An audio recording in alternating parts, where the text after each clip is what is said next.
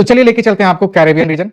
Reason है Chris Gayle का universal boss जो कहलाते हैं। आज हम क्यूबा के बारे में उस पॉइंट को पढ़ने वाले हैं जिसने पूरे वर्ल्ड को हिला दिया था 1962 में। 13 दिनों का ये जो स्टैंड ऑफ था, अक्टूबर 16 से अक्टूबर 28 तक पूरे वर्ल्ड में वहां पे खलबली मची हुई थी कि कभी भी वर्ल्ड ये खत्म हो सकता है। एक्चुअली हुआ क्या था, ये जो रीजन है कैरेबियन रीजन, जहां पे बहुत सारे आप देखेंगे आर्किपेलागोस हैं और उसी में से एक आर्किपेलागो जमैका भी है जहां तक हमारे क्रिस गेल आते हैं और क्यूबा को स्पेशली हम यहाँ पे टारगेट कर रहे हैं, वो भी एक आर्किपेलागो है। और यहाँ पे यूएसएसआर का मिसाइल मिला था यूएसए को और दोनों में तनातनी इतनी ज्यादा हो गई थी कि बस बटन दबाने की नौबत था। तो हिस्ट्री में 13 दिन ऐसे थे जब पूरी दुनिया अपनी सांसें रोककर बैठी हुई थी, दुनिया कभी भी खत्म हो सकती थी और इसलिए इसे कहते हैं क्यूबन मिसाइल क्राइसिस।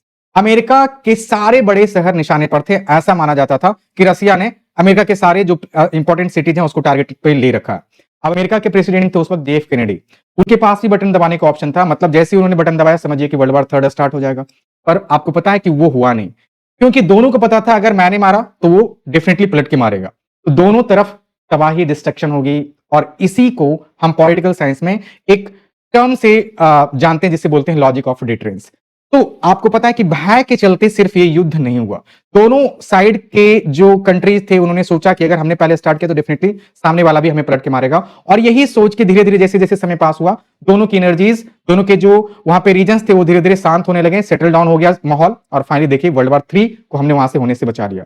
तो डर ने अल्टीमेटली दुनिया को बचा लिया। ऐसे ही कुछ एक और इंफॉर्मेशन के लिए बने रहिए हमारे मेडजेक्स के साथ। Thank you so much.